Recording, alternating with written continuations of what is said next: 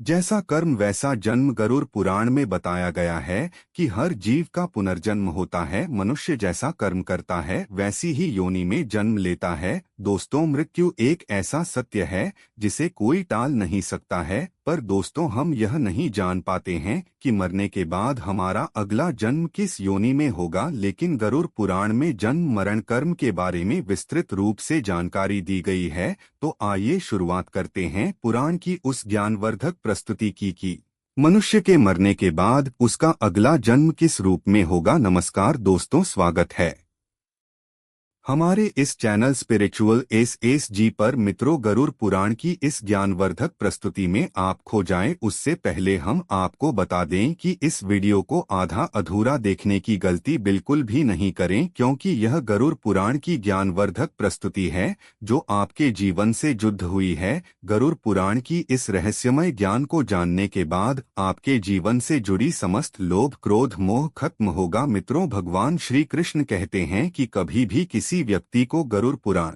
की बातों को आधा अधूरा नहीं सुनना चाहिए, क्योंकि आधा अधूरा ज्ञान हमेशा विष के समान होता है। इसीलिए मित्रों, आपसे यही आग्रह है कि आप इस वीडियो को बिना स्किप किए अंत तक जरूर देखिए। साथ ही इस वीडियो को एक लाइक करके चैनल को सब्सक्राइब जरूर कर लीजिए। और हाँ दोस्तों, कमेंट बॉक्स में जय श्री कृष्ण लिखकर ईश्वर को आप अपना आभार व्यक्त जरूर कर दीजिए। आइए दोस्तों जानते हैं, गरुड़ पुराण में श्री कृष्ण ने बताया है कि हर मनुष्य अपने जीवन में अच्छे बुरे कर्म करता है, क्योंकि उसे अपने कर्मों के बारे में पता नहीं होता है। जो मनुष्य अच्छे कर्म करता है उसे मोक्ष की प्राप्ति होती है, वही जो मनुष्य बुरा कर्म करता है उसे कीड़ा मकोड़ा या निम्न योनि में जन्म मिलता है। आइए दोस्तों हम एक कथा के माध्यम से जानते हैं जो गरुड़ पुराण स्कंद पुराण के द्वारा मनुष्य के कर्मों के बारे में बताया गया है कि मनुष्य अपने पिछले कर्मों का फल किस रूप में भोगता है,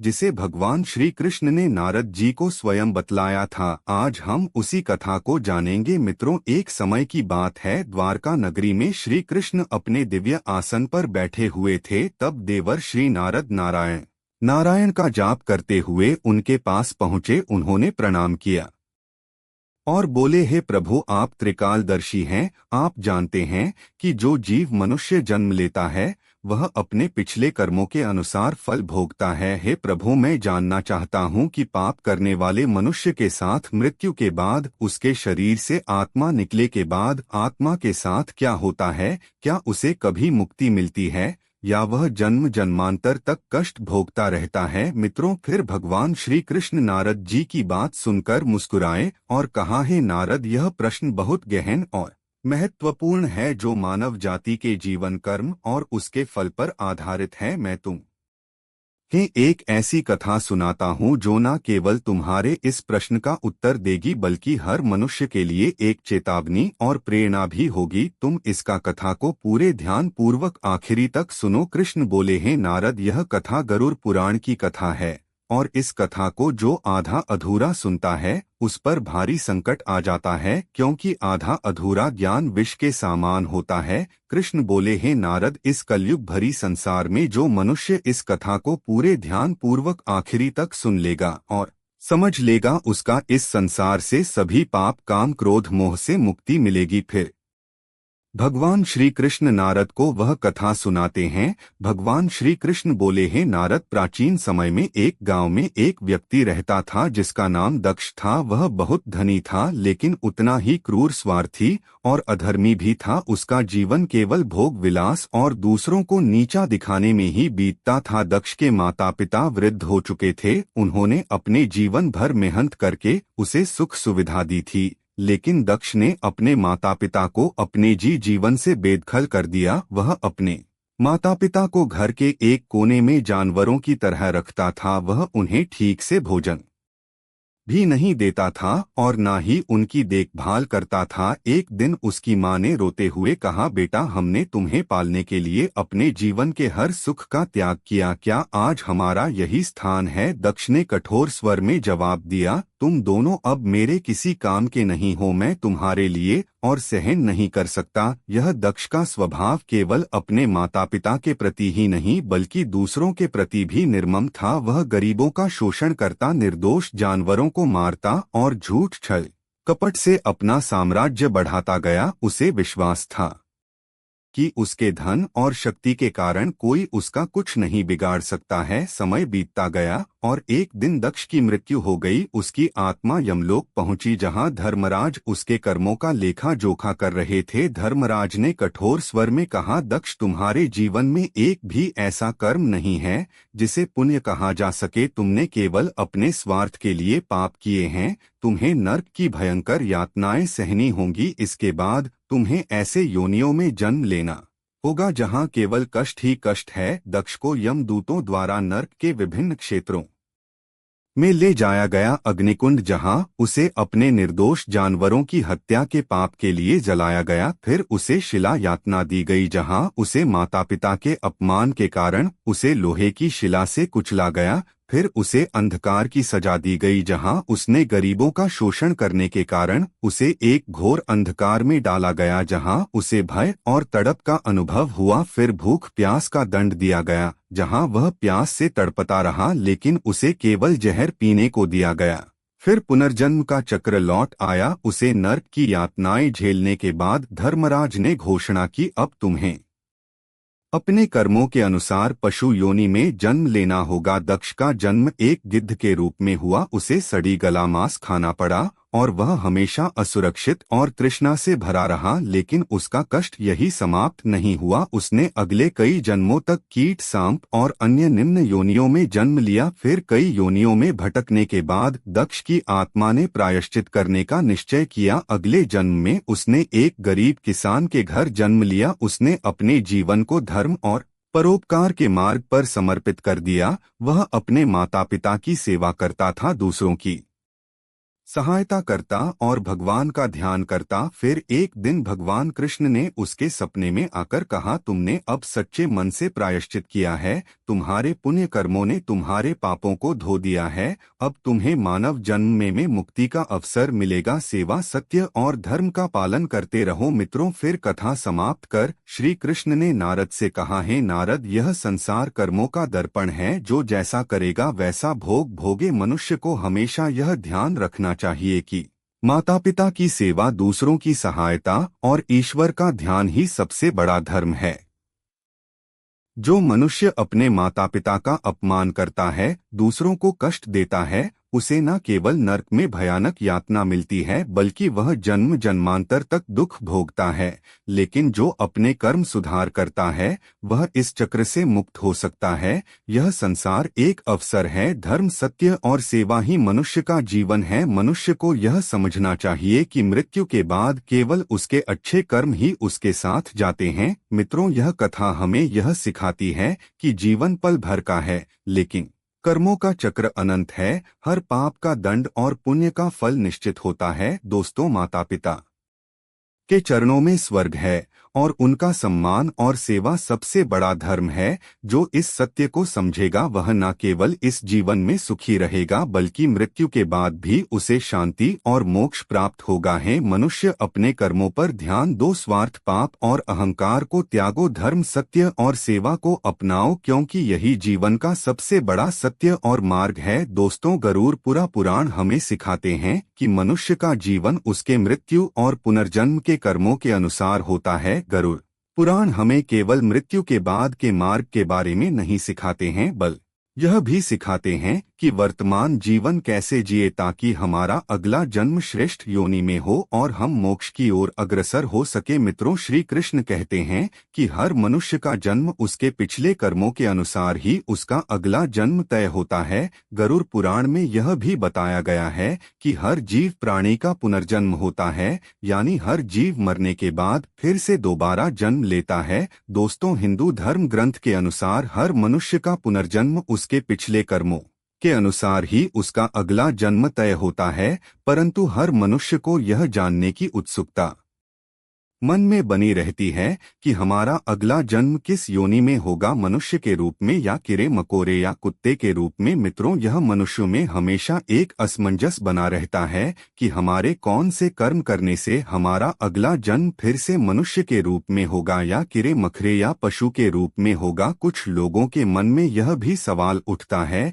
कि वह महिलाएं के रूप में जन्म लेंगे या पुरुष के रूप में या किन्नौर में। दोस्तों, गरुड़ पुराण में यह सारे सवालों के बारे उल्लेख मिलता है। आज हम उन सभी सवालों का जवाब एक ही वीडियो में देने वाले हैं। आप इस वीडियो को सिर्फ आखिर तक जरूर देखिए। मित्रों, गरुड़ पुराण कहता है कि जीवन एक बोया हुआ खेत की तरह है। जैसे आप खेत में बीज डालोगे वैसा ही फल मिलेगा। उसी प्रकार मनुष्य जैसा कर्म करता है उसी प्रकार उसे फल की प्राप्ति होता है। यदि कोई व्यक्ति अपने जीवन में सच्चाई, प्रेम और सेवा के बीज बोए हैं तो उसका अगला जन्म उसके कर्मों के अनुसार उच्च योनि में होगा। उस व्यक्ति का अगला जन्म ऐसी योनि में होगा जहां उसे सुख, समृद्ध, शांतिपूर्ण और आध्यात्मिक शक्ति की भी प्राप्ति होगी। परंतु यदि व्यक्ति अपने जीवन में ईर्ष्या या हिंसा और लोभ के बीज बोए हैं तो उसे अपने कर्मों का फल जरूर भोगना पड़ेगा। वही कर्म मनुष्य के अगले जन्म को अंधकारमय बना देता है।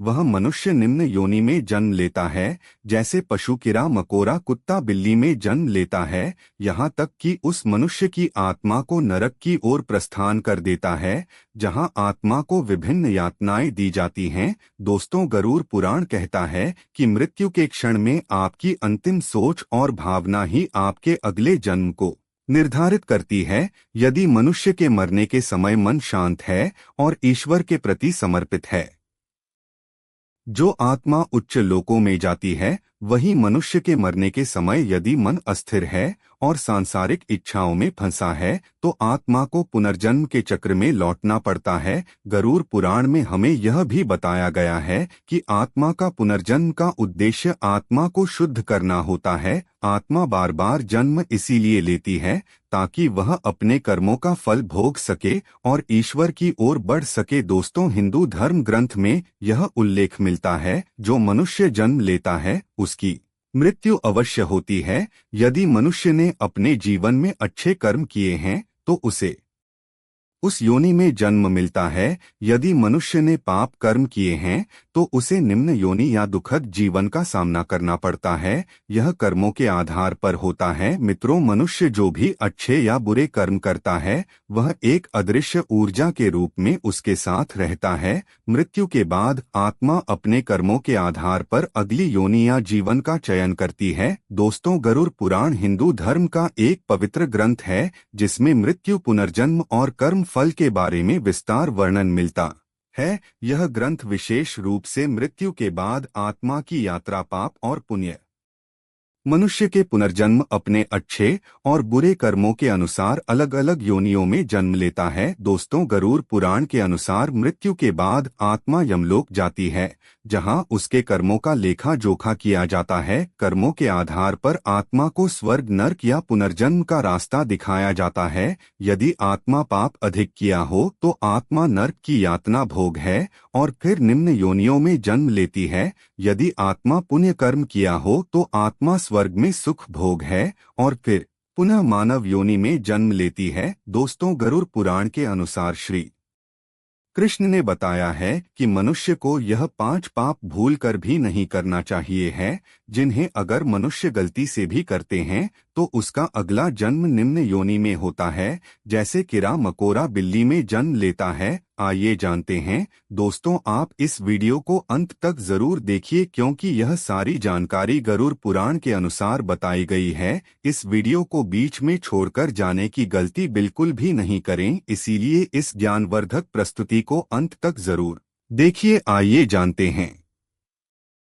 नंबर 1, माता पिता का अपमान और अनादर। दोस्तों, जो व्यक्ति अपने माता पिता का अपमान करता है या उनकी सेवा नहीं करता है, उन्हें कष्ट पहुंचाता है, उसे अगले जन्म में अत्यंत निम्न योनि में जन्म लेना पड़ता है। जैसे सांप, बिच्छू या अन्य डरावने जीव, उसे अपने कुकर्म का दंड भोगना पड़ता है। धार्मिक संदर्भ गरुड़ पुराण में कहा गया है कि माता पिता के चरणों में ही स्वर्ग है, उनकी सेवा ही सबसे बड़ा पुण्य है। नंबर 2, अहंकार और अभिमान। दोस्तों, यदि कोई अकारी व्यक्ति किसी दूसरे को नीचा दिखाता है, दूसरों का अनादर करता है और अपने आपको सबसे बड़ा मानता है, तो उसका अगला जन्म किसी ऐसी योनि में मिलता है जहां उसे अपमानित जीवन जीना पड़ता है, जैसे कुत्ता, गद्ध। दोस्तों, अहंकार मनुष्य का सबसे बड़ा शत्रु होता है। गरुड़ पुराण में कहा गया है कि अहंकारी मनुष्य को कभी मोक्ष की प्राप्ति नहीं होती है। नंबर 3, झूठ और धोखा। दोस्तों, जो व्यक्ति झूठ बोलता है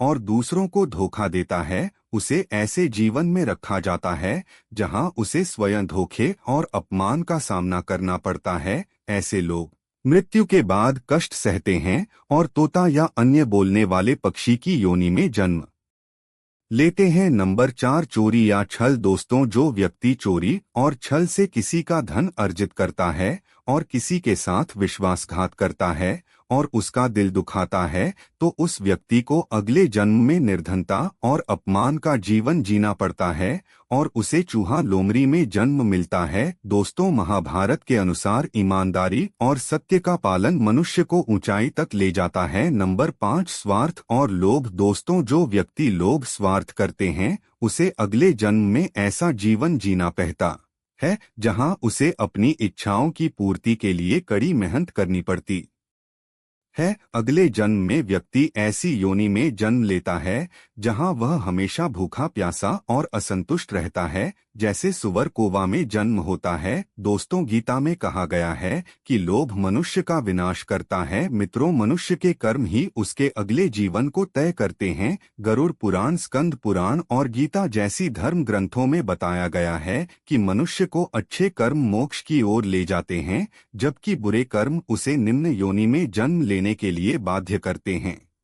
अतः हमें सदैव धर्म, सत्य और परोपकार का पालन करना चाहिए और अपने जीवन को सत्य मार्ग की ओर ले जाना चाहिए। तथा दोस्तों, गरुड़ पुराण सिखाता है कि मृत्यु के बाद का जीवन हमारे कर्मों का फल है। यह ग्रंथ हमें यह समझने की प्रेरणा देता है कि अपने जीवन में धर्म, सत्य और परोपकार का पालन करना ही सबसे बड़ा कर्तव्य है। आत्मा की मुक्ति और अगले जन्म में उच्च योनि प्राप्त करने के लिए मनुष्य को अपने कर्मों का ध्यान रखना चाहिए। धन्यवाद। दोस्तों, गरुड़ द्विज पुराण के द्वारा बताई गई सभी बातों को अवश्य ध्यान में रखें और सत्य की राह पर चले। और दोस्तों, वीडियो अच्छा लगा तो एक लाइक करके कमेंट में जय श्री कृष्ण जरूर लिख दीजिए और हमारे इस चैनल स्पिरिचुअल SSG को अवश्य सब्सक्राइब कर लीजिए ताकि हर एक नया वीडियो आप तक तुरंत पहुंचे। धन्यवाद। हर हर महादेव। ओम नमः शिवाय। राधे राधे।